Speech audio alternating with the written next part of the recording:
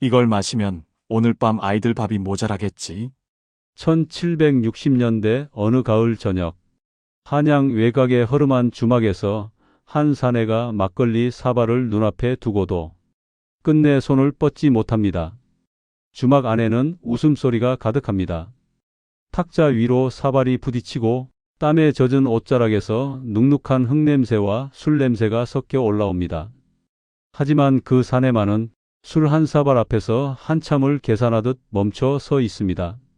조선시대 술값은 얼마였을까요? 막걸리 한 사발의 진짜 가격은 과연 쌌을까요? 비쌌을까요? 지금처럼 숫자로 적힌 가격표가 없던 시대에 사람들은 무엇을 기준으로 술값을 느꼈을까요? 그리고 그 기준은 과연 모두에게 같았을까요? 이 이야기를 위해 조선 왕조실록과 승정원 일기, 경국대전에 실린 금주 관련 조항, 그리고 조선 후기 생활사를 다룬 여러 연구 자료를 함께 살펴보았습니다.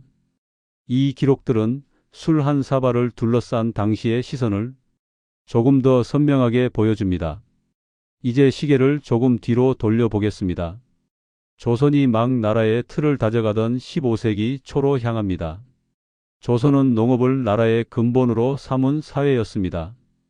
백성의 삶도, 국가의 재정도, 왕권의 안정도 모두 곡식에 달려있던 시대였습니다.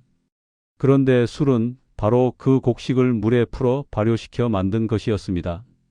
술은 곧 쌀이었고 쌀은 곧 생명이었습니다. 이 때문에 조선의 지배층에게 술은 늘 애매한 존재였습니다. 제사와 국가 의례, 손님 접대에는 반드시 필요했지만 백성이 마시는 술은 언제든 사치가 될 수 있었습니다. 실록을 들춰보면 왕들이 술 이야기를 꺼낼 때마다 빠지지 않고 등장하는 말이 있습니다. 곡식을 아껴야 한다. 흉년이 들면 가장 먼저 논의되는 대책 중 하나가 술을 빚지 못하게 하는 조치였습니다. 금주령은 단순한 풍속 단속이 아니라 당시로서는 생존과 직결된 문제였습니다. 하지만 그렇다고 해서 사람들이 술을 완전히 끊었을까요? 기록이 보여주는 현실은 조금 다릅니다. 조선의 마을마다 큰 길가마다 주막은 자리하고 있었습니다. 초가 지붕 아래 나무로 엮은 평상 위에 사람들이 모여 앉습니다. 장에 다녀온 농부, 먼 길을 걷던 나그네, 하루 품삯을 마친 인부들이 그곳에서 숨을 돌렸습니다. 그들이 찾은 것은 호화로운 술상이 아니라 땀을 식혀줄 탁한 술 한 사발이었습니다. 이 막걸리는 오늘날처럼 공장에서 대량으로 찍어낸 술이 아니었습니다. 대부분 집집마다 술을 빚었고 주막에서도 직접 담갔습니다. 쌀이나 보리, 조를 씻어 누룩을 섞고 항아리에 담아두면 며칠 뒤 술이 됩니다. 그러니 막걸리 한 사발에는 그 집의 곡식 사정이 그대로 담겨 있었습니다. 여기서 자연스럽게 한 가지 질문이 떠오릅니다. 이 술 한 사발은 과연 누구에게나 같은 값이었을까요? 기록을 보면 조선시대 술값을 얼마라고 딱 잘라 말하기는 어렵습니다. 화폐로 정해진 가격이 아니라 대개는 곡식과 맞바꾸는 방식이었기 때문입니다. 쌀 몇 톱, 보리 한 줌, 혹은 하루 품삯의 일부. 사람들은 늘 머릿속으로 계산했습니다. 이 술 한 사발이 오늘의 나에게 감당할 수 있는 선택인지 말입니다. 양반에게 막걸리는 크게 부담되는 술이 아니었습니다. 집안 곳간에는 곡식이 있었고 술은 손님을 맞이하는 예의였습니다. 하지만 하루 벌어 하루를 살던 사람들에게는 이야기가 달랐습니다. 막걸리 한 사발은 단순한 술이 아니라 선택이었습니다. 마시면 오늘은 조금 편해질 수 있지만 내일의 끼니가 불안해질 수도 있는 선택이었습니다. 실록에는 이런 개인의 망설임이 그대로 적혀 있지는 않습니다. 다만 관리들이 백성의 풍속을 논할 때 이런 표현이 종종 등장합니다. 백성들이 술을 지나치게 마신다. 이 말의 이면에는 그만큼 술이 생활 깊숙이 들어와 있었다는 사실이 숨어 있습니다. 그렇다면 조선 사람들은 왜 이렇게 술을 놓지 못했을까요? 고된 노동 뒤에 유일한 위안이었기 때문일까요? 사람들과 어울릴 수 있는 거의 유일한 공간이었기 때문일까요? 아니면 술값이 생각보다 감당할 만했기 때문일까요? 아직은 단정할 수 없습니다. 다만 분명한 것은 조선시대 막걸리 한 사발은 지금 우리가 마시는 술처럼 가볍지도 언제나 손이 닿지 않는 사치품도 아니었다는 점입니다. 이 술은 시대에 따라, 사람에 따라, 상황에 따라 위안이 되기도 했고 부담이 되기도 했습니다. 그리고 바로 그 지점에서 조선의 술값 이야기는 갈라지기 시작합니다. 술은 개인의 선택이었지만 동시에 국가가 관리하려 했던 대상이었습니다. 이 제도가 어떻게 만들어졌고 왜 술이 늘 감시의 대상이 되었는지 그 배경을 따라가다 보면 막걸리 한 사발의 값이 왜 이렇게 애매해질 수밖에 없었는지가 조금씩 드러나기 시작합니다. 주막의 사내가 끝내 술을 들이켰는지 아니면 사발을 밀어두고 돌아섰는지는 알 수 없습니다. 다만 분명한 것은 그 한 사발 앞에서의 망설임이 조선 사람들의 일상 속에 아주 흔하게 존재했다는 사실입니다. 이제 술이 만들어지고 관리되던 조선의 구조 안으로 조금 더 깊이 들어가 보겠습니다. 조선시대 술값 이야기는 술 그 자체보다 그 술을 둘러싼 구조를 들여다보는 이야기로 이어집니다. 막걸리 한 사발 앞에서 망설이던 사람들의 뒤에는 개인의 의지라기보다 시대가 만들어 놓은 틀이 자리하고 있었습니다. 시간을 조금 더 거슬러 올라가 보겠습니다. 15세기 초 조선이 막 나라의 기본 질서를 다져가던 시기입니다. 조선은 건국 직후부터 분명한 원칙을 세웠습니다. 농업이 나라의 근본이다. 이 말은 단순한 구호가 아니었습니다. 국가 운영 전반을 관통하는 기준이었습니다. 백성이 농사를 짓고 곡식을 거두고 그 곡식으로 세금을 내는 구조가 무너지면 나라 역시 함께 흔들린다고 보았습니다. 이런 시선에서 보면 술은 언제나 불편한 존재였습니다. 술은 쌀과 보리, 조 같은 곡물을 소비합니다. 그 곡물은 원래 백성의 입으로 들어가야 할 생존 자원이었습니다. 술을 많이 마신다는 것은 그만큼 먹을 곡식이 줄어든다는 뜻이기도 했습니다. 그래서 조선의 법과 제도 속에서 술은 늘 관리 대상이 됩니다.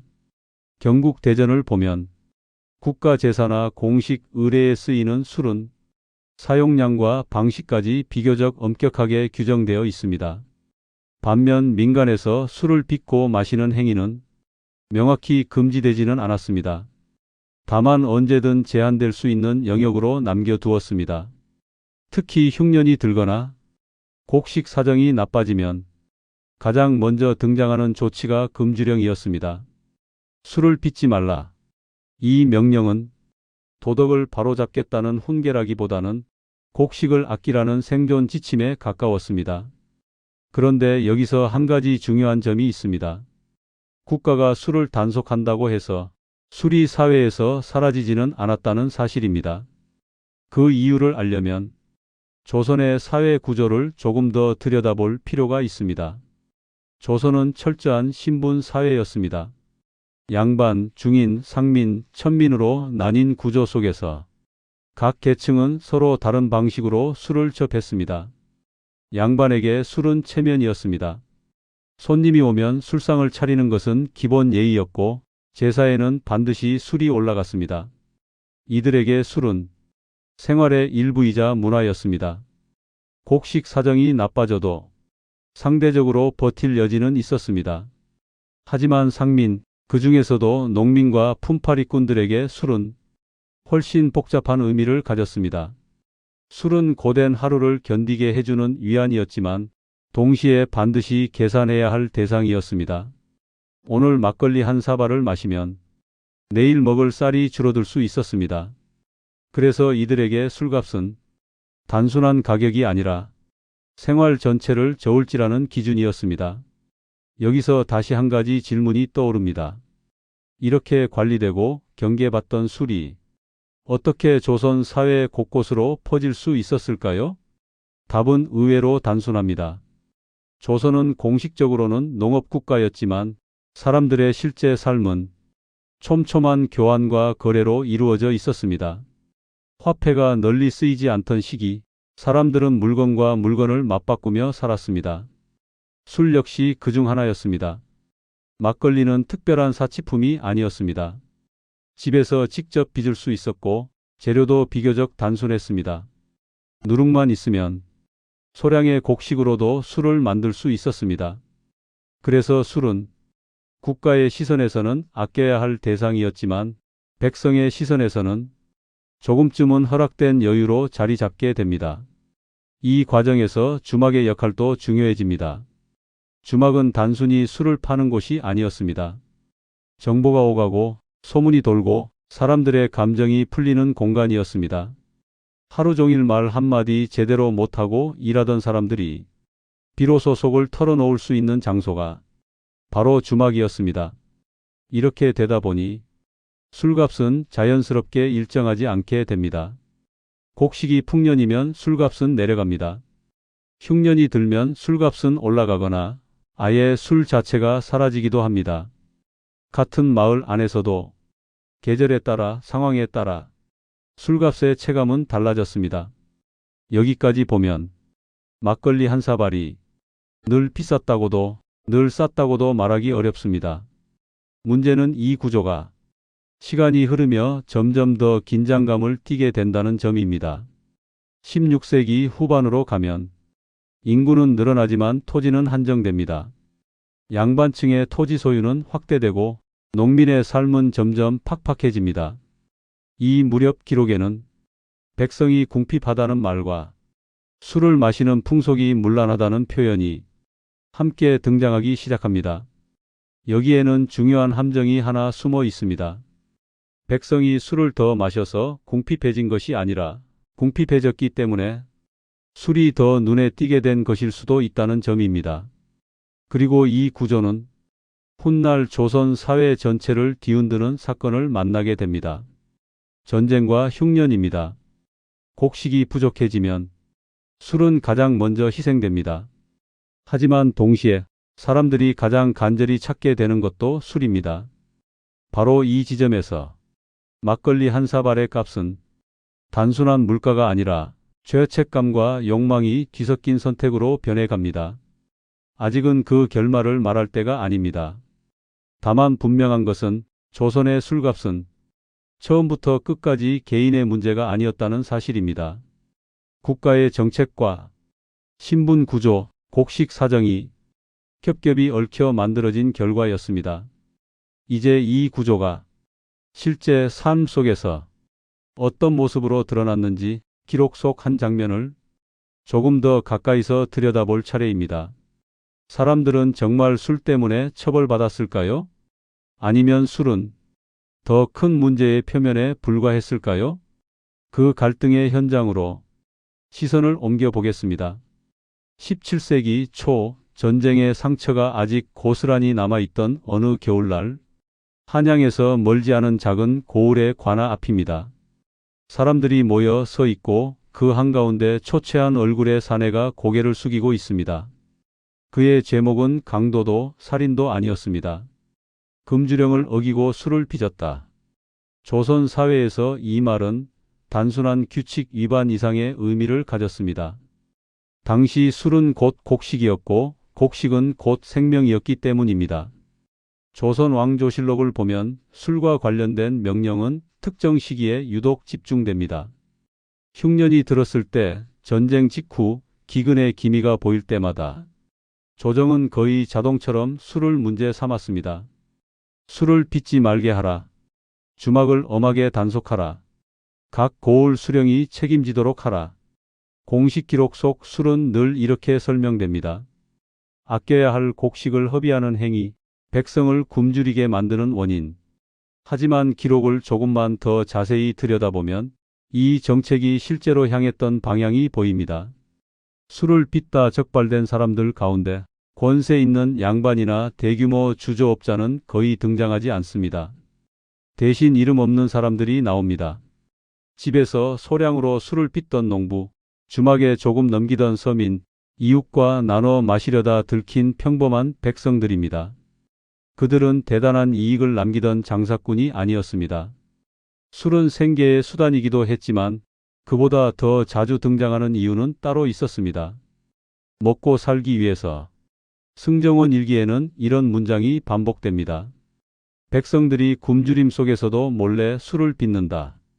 이 문장은 겉으로 보면 비난처럼 보입니다. 하지만 다른 각도에서 보면 전혀 다른 질문을 던집니다. 먹을 것이 부족한 상황에서도 사람들은 왜 술을 포기하지 못했을까요? 여기서 한 사람의 삶을 떠올려 보겠습니다. 임진왜란 이후 논 한마지기를 겨우 붙여 살아가던 농부입니다. 수확은 늘 들쭉날쭉했고 세금은 전쟁 이전 수준으로 되돌아가지 않았습니다. 그에게 막걸리는 사치품이 아니었습니다. 몸을 녹이는 음식이었고 하루 노동을 끝냈다는 신호였고 내일을 버티기 위한 최소한의 위로였습니다. 어쩌면 그는 이렇게 느꼈을지도 모릅니다. 이 한 사발마저 없으면 나는 왜 버티고 있는 걸까? 그런데 어느 날 그 술이 죄가 됩니다. 금주령이 내려지자 술 항아리는 더 이상 부엌의 물건이 아니라 숨겨야 할 증거물이 됩니다. 이웃에 밀고 우연한 단속 혹은 주막에서의 소문 하나로 사람은 관아로 끌려갑니다. 술 한 사발의 의미가 순식간에 범법 행위로 바뀌는 순간입니다. 공식 기록은 이 상황을 질서의 문제로 설명합니다. 곡식을 아껴 백성을 살린다. 사치를 금해 민생을 안정시킨다. 하지만 현장에서 체감하는 현실은 전혀 달랐습니다. 백성들 사이에서는 이런 말이 돌았을 가능성이 큽니다. 왜 항상 우리가 먼저 참아야 하는가? 야사나 후대의 전승에는 이 불만이 더 노골적으로 등장합니다. 양반들은 여전히 술을 마신다. 관아의 잔치에는 술이 넘쳐난다. 물론 이것을 모두 사실로 단정할 수는 없습니다. 확실하지 않음. 다만 이런 말이 반복해서 전해졌다는 것 자체가 당시의 분위기를 보여줍니다. 금주령이 강화될수록 술을 둘러싼 위화감은 오히려 커졌습니다. 특히 주막은 가장 민감한 공간이 됩니다. 주막은 술을 파는 곳이면서 사람들이 모여 소식을 나누고 불만을 쌓는 장소였습니다. 그래서 단속의 첫 대상이 되곤 했습니다. 주막 주인은 늘 계산해야 했습니다. 한 사발을 내주면 하루 벌이는 됩니다. 하지만 단속에 걸리면 그날 장사뿐 아니라 삶 전체가 무너질 수 있습니다. 이 시기의 기록을 보면 술값이 올랐다는 표현이 간간히 등장합니다. 다만 구체적인 숫자는 거의 나오지 않습니다. 대신 이런 말들이 반복됩니다. 술이 귀해졌다. 예전처럼 마시기 어렵다. 이는 화폐 가격이 올랐다는 뜻이라기보다는 술을 마시기까지 치러야 할 비용이 늘어났다는 의미에 가깝습니다. 이제 술 한 사발에는 곡식의 값뿐 아니라 적발될 위험, 관아로 끌려갈 공포, 이웃의 시선까지 함께 따라붙습니다. 술값에는 보이지 않는 항목이 하나 더 추가됩니다. 바로 두려움입니다. 시간이 흐를수록 이 갈등은 더 선명해집니다. 술은 여전히 필요하지만 마시기에는 점점 위험한 물건이 됩니다. 국가는 술을 줄이려 하고 백성은 술을 놓지 못합니다. 서로 다른 방향으로 향하는 이 선택은 결국 더 큰 긴장을 낳게 됩니다. 아직 이 갈등의 결론을 말할 단계는 아닙니다. 다만 이 시점에서 분명해지는 사실이 하나 있습니다. 조선시대 술값은 단순히 얼마였는가의 문제가 아니었습니다. 술을 마실 수 있는지 없는지 그 선택 자체가 삶의 무게를 가늠하는 기준이 되어가고 있었다는 점입니다. 이제 이 갈등이 어디까지 치닫게 되는지, 그리고 조선 사회는 이 문제에 어떤 방식으로 답하려 했는지 다음 장면으로 조금 더 깊이 들어가 보겠습니다. 18세기 초 어느 해 겨울, 한양에서 멀지 않은 한 고을의 풍경입니다. 흉년이 몇 해째 이어지자 관아 앞에는 굶주린 백성들이 모여들고 곳간의 곡식은 눈에 띄게 줄어듭니다. 이때 수령이 가장 먼저 꺼내든 조치는 의외로 단순했습니다. 세금을 늘리는 것도 부역을 강화하는 것도 아니었습니다. 술을 엄히 단속하라. 이 말은 곧 이렇게 풀려 전달됩니다. 지금 이 상황에서 술을 빚는 것은 나라의 곡식을 허비하는 일이다. 명분은 분명했습니다. 술은 곡식으로 만든다. 곡식은 곧 백성의 생명이다. 그러니 술을 줄이는 것은 백성을 살리는 일이라는 논리였습니다.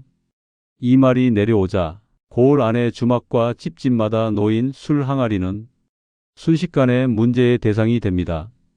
어제까지만 해도 일상의 일부였던 물건이 오늘은 단속의 증거가 됩니다. 여기까지가 갈등의 절정 바로 직전입니다. 사람들은 이미 알고 있었습니다. 술을 마시는 일이 점점 위험해지고 있다는 사실을요. 하지만 동시에 이 술을 완전히 끊기는 어렵다는 것도 너무 잘 알고 있었습니다. 조선 왕조실록을 보면 이 시기의 분위기가 비교적 또렷하게 드러납니다. 흉년이 들면 어김없이 등장하는 문장이 있습니다. 금주를 엄히하라. 관리들은 술을 빚는 집을 색출하라는 압박을 받았고 백성들은 술 항아리를 땅에 묻거나 밤에 몰래 술을 마셨다는 기록이 이어집니다. 공식 문서 속에서 술은 언제나 통제의 대상이었지만 현실 속 술은 여전히 생활의 일부였습니다. 이제 질문의 핵심으로 들어가 보겠습니다. 조선시대 술값은 정말 비쌌을까요? 막걸리 한 사발은 과연 감당하기 힘든 사치였을까요? 결론부터 말하자면 이 질문은 하나의 숫자로는 답할 수 없습니다. 그 이유는 조선에는 오늘날처럼 막걸리 한 사발 얼마라는 고정 가격 개념이 거의 없었기 때문입니다. 술값은 곡식값에 붙어 움직였습니다. 그리고 곡식값은 해마다, 계절마다, 심지어 지역마다 크게 흔들렸습니다. 풍년이 들었을 때를 떠올려 보겠습니다. 곡식이 넉넉할 때 막걸리는 비교적 쉽게 구할 수 있었습니다. 이 시기의 막걸리는 고된 노동 뒤에 마시는 소소한 술이었습니다. 한 사발을 마신다고 해서 집안의 생계가 흔들리지는 않았습니다. 하지만 흉년이 들면 이야기는 완전히 달라집니다. 같은 막걸리라도 그 안에 들어간 곡식 한 줌이 곧바로 내일의 식량으로 느껴집니다. 이때 막걸리 한 사발은 술이 아니라 선택이 됩니다. 마시면 오늘은 버틸 수 있지만 내일이 불안해지는 선택입니다. 즉 막걸리 한 사발의 값은 술 자체의 문제가 아니었습니다. 곡식의 가치가 올라가면 술의 값도 자동으로 올라갔습니다. 여기서 말하는 비쌌다는 표현은 화폐 가격이 올랐다는 뜻이라기보다는 마시기 어려워졌다는 체감의 문제에 가깝습니다. 여기에 정치적 배경이 더해집니다. 조선의 국가는 늘 백성의 곡식을 보호해야 할 책임을 내세웠습니다. 술 단속은 이 명분을 가장 직관적으로 보여줄 수 있는 정책이었습니다. 술을 줄이면 곡식이 남는다. 곡식이 남으면 민심이 안정된다. 이 논리는 기록 속에서는 매우 그럴듯하게 작동합니다. 하지만 현실에서는 늘 같은 방향으로 흘러가지는 않았습니다. 양반층과 관청의 술은 상대적으로 관대하게 유지되는 반면 서민의 술은 가장 먼저 단속 대상이 됩니다. 이 불균형은 사람들 사이에서 설명하기 어려운 현실로 느껴졌을 가능성이 큽니다. 왜 술을 줄여야 하는 사람은 항상 같은가? 이 질문은 말로 남지 않았을 뿐 마음속에는 분명히 쌓여갔습니다. 그래서 막걸리 한 사발의 진짜 값은 단순히 곡식 몇 대의 문제가 아니었습니다. 그 안에는 신분의 차이, 권력과의 거리, 국가가 바라보는 시선이 함께 담겨 있었습니다. 어떤 사람에게 막걸리는 여전히 손에 닿는 술이었고 어떤 사람에게는 늘 눈치를 보며 마셔야 하는 술이었습니다. 이 지점에서 제목의 질문에 대한 첫 번째 해답이 모습을 드러냅니다. 조선시대 술값은 항상 비쌌다거나 늘 쌌다로 나눌 수 없습니다. 술값은 시대와 상황에 따라 달라졌고 무엇보다 누구의 입장에서 보느냐에 따라 전혀 다른 의미를 가졌습니다. 하지만 아직 중요한 이야기가 하나 남아 있습니다. 사람들은 이 술값을 어떻게 받아들였을까요? 막걸리 한 사발을 두고 벌어진 망설임과 선택은 결국 어떤 삶의 태도로 이어졌을까요? 이제 기록과 구조를 넘어 사람들의 마음과 선택으로 조금 더 들어가 보겠습니다. 막걸리 한 사발이 남긴 진짜 의미는 바로 그 지점에서 또 다른 모습을 드러내기 시작합니다. 앞서 살펴본 것처럼 막걸리 한 사발의 값은 단순한 물가 문제가 아니었습니다. 이제는 조금 더 차분히 왜 이런 일이 반복되었는지 그 구조 자체를 들여다볼 차례입니다. 조선 사회에서 술은 늘 곡식과 함께 움직였습니다. 그리고 곡식은 단순한 식량이 아니라 곧 권력이었습니다. 조선은 철저한 농업국가였습니다. 국가 재정의 근간은 백성에게서 거둔 곡식이었고 그 곡식은 군량이 되고 흉년에는 구휼미가 되며 궁극적으로는 왕권의 안정을 떠받치는 자원이었습니다. 그러니 곡식을 술로 바꾼다는 행위는 개인의 취향이나 기호에 머무를 수 없었습니다. 자연스럽게 국가의 시선 안으로 들어올 수밖에 없었습니다. 이 점을 분명히 해둘 필요가 있습니다. 조선에서 술이 문제가 된 이유는 사람이 취해서 벌이는 행동 때문이 아니었습니다. 문제의 핵심은 언제나 곡식이었습니다. 술을 빚는다는 것은 곡식을 저장하지 않고 소비한다는 뜻이었고 국가의 입장에서 보면 통제되지 않은 자원의 유출로 보일 수밖에 없었습니다. 이 구조는 신분제와 결합하면서 더욱 선명해집니다. 양반과 관료층은 집안에서 술을 빚을 수 있었고 필요하다면 곡식을 확보할 방법도 여럿 있었습니다. 토지에서 나오는 수확, 소작료, 관직을 통한 급여까지 완충 장치가 존재했습니다. 반면 평민과 하층민에게 술은 항상 선택의 문제였습니다. 오늘 한 사발을 마시면 내일의 끼니가 줄어들 수 있습니다. 술을 마신다는 결정 하나가 생활 전체에 영향을 미쳤습니다. 실록을 보면 흉년 때마다 반복되는 문장이 있습니다. 백성들이 술을 빚어 곡식을 허비하니 금주령을 내려야 한다. 이 문장은 국가의 논리였습니다. 질서를 유지하고 곡식을 보호하고 더 큰 혼란을 막기 위한 판단이었습니다. 하지만 이 문장 뒤편에는 기록되지 않은 장면들이 존재합니다. 하루 종일 논밭에서 일하고 돌아와 몸을 눕히며 술 항아리를 바라보다가 끝내 뚜껑을 열지 못하는 사람들입니다. 술을 마시지 않는 것이 도덕적 선택이 아니라 어쩔 수 없는 생존 계산이 되는 순간입니다. 여기서 중요한 점이 하나 있습니다.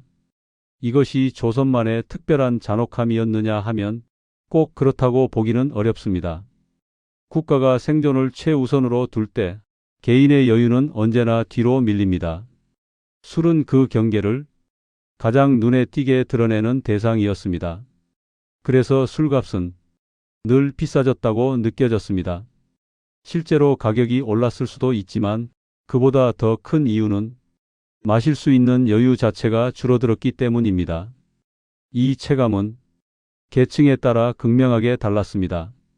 어떤 사람에게 술은 조금 줄이면 되는 기호품이었고 어떤 사람에게 술은 줄이는 순간 삶의 균형이 무너지는 요소였습니다.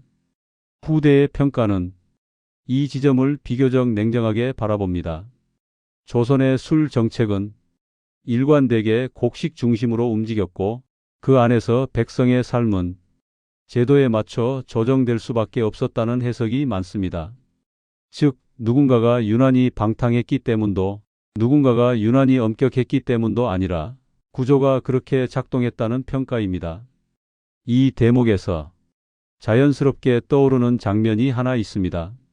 조직이나 가정에서 자원이 부족해질 때를 생각해 보면 가장 먼저 줄여야 할 것이 무엇인지 회의가 열립니다. 겉으로는 모두를 위한 결정이지만 실제로는 가장 여유 없는 사람이 먼저 참고 견뎌야 하는 경우가 많습니다. 조선의 술 단속도 그와 크게 다르지 않았습니다. 정책은 위에서 내려왔지만 체감은 아래에서 가장 먼저 나타났습니다. 그래서 막걸리 한 사발은 단순한 술이 아니었습니다. 그 안에는 국가의 계산이 들어 있었고 신분의 경계가 스며 있었으며 인간이 놓지 못하는 욕망이 함께 담겨 있었습니다. 어떤 사람에게 막걸리는 아무 생각 없이 마시는 일상의 일부였고 어떤 사람에게는 수없이 따져본 끝에 포기해야 하는 선택이었습니다.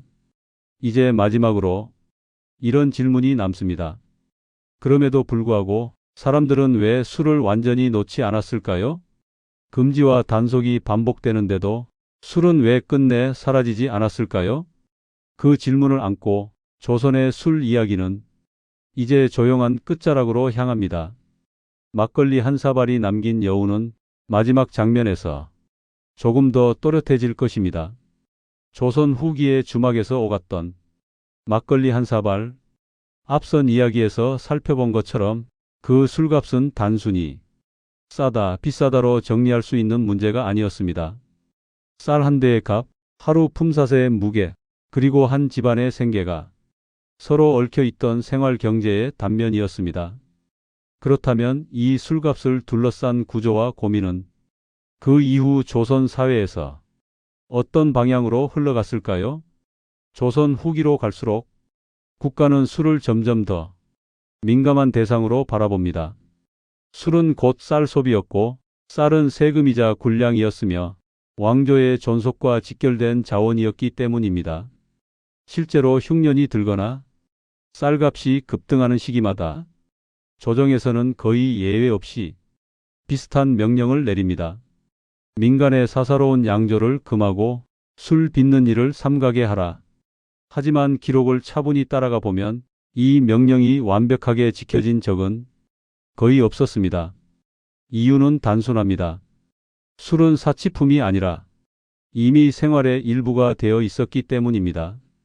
장터에서 품을 팔고 돌아온 농민, 며칠씩 길을 걸어야 했던 행상, 하루를 버텨낸 노비와 하인에게 술 한 사발은 기분 전환이 아니라 몸을 지탱해 주는 최소한의 보상이었습니다. 국가의 계산과 백성의 삶 사이의 간극은 끝내 좁혀지지 않았습니다. 시간이 흘러도 주막은 쉽게 사라지지 않습니다. 오히려 조선 말기로 갈수록 주막은 더 늘어납니다.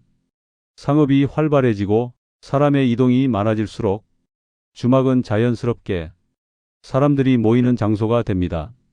그곳에서는 막걸리 사발 위로 이런 말들이 오갔습니다. 요즘 쌀값이 또 오른다더라. 세금이 더 무거워졌다는 소문이 있더라. 막걸리는 술이면서 동시에 말과 불만이 섞이는 매개였습니다. 그리고 그 술값은 언제나 서민의 형편을 정직하게 반영했습니다. 술값이 오르면 사람들은 이렇게 말했습니다. 요즘 세상 살기 팍팍해졌구나. 막걸리 값은 조선 백성에게 일종의 체감 물가지표였던 셈입니다. 이 이야기에는 특정한 영웅도 위대한 개혁가도 등장하지 않습니다. 하지만 분명히 존재했던 사람들이 있습니다. 쌀을 빚어 술을 팔던 주모, 술값을 맞추기 위해 물을 조금 더 섞어야 했던 장인, 한 사발로 하루를 버텨야 했던 품팔이꾼들. 그들의 이름은 실록에 남지 않았지만 그들의 계산과 선택은 모두 현실적이었고 무엇보다 절박했습니다. 조선의 술값 이야기는 결국 이름 없는 다수의 생존 기록이기도 합니다. 이제 이 이야기를 통해 몇 가지 질문을 던져볼 수 있습니다. 술 한 사발의 값이 한 사람의 하루 노동과 맞먹던 사회에서 그 사회는 과연 누구를 중심으로 돌아가고 있었을까요? 또 하나의 질문입니다. 국가가 질서와 안정을 이유로 생활 깊숙한 부분까지 통제하려 할 때 그 부담은 결국 누구에게 가장 먼저 돌아갔을까요? 여러분이라면 그 시절 주막에 앉아 동전 몇 잎을 만지작거리며 그 술을 마실 수 있었겠습니까? 조선의 이야기지만 어딘가 낯설지 않게 느껴지실지도 모르겠습니다. 물가는 오르는데 벌이는 쉽게 늘지 않고 작은 여유 하나에도 계산이 필요한 구조. 시대는 달라졌지만 사람들이 체감하는 삶의 무게는 크게 다르지 않은 것처럼 보입니다. 그래서 조선의 술값 이야기는 과거의 풍속을 넘어 지금 우리의 삶을 조용히 돌아보게 합니다. 오늘 이야기는 여기까지입니다. 오늘 하루도 잘 견뎌내셨습니다. 여러분들의 고된 하루에 역사 라디오가 휴식처가 되었기를 바랍니다. 영상이 재미있었다면 가까운 분께 공유 한 번만 해주셔도 큰 힘이 됩니다. 역사 라디오 채널에 들어오시면 다른 흥미로운 영상들이 여러분들을 기다리고 있습니다. 댓글로 여러분들의 생각을 들려주세요. 구독과 좋아요 감사합니다.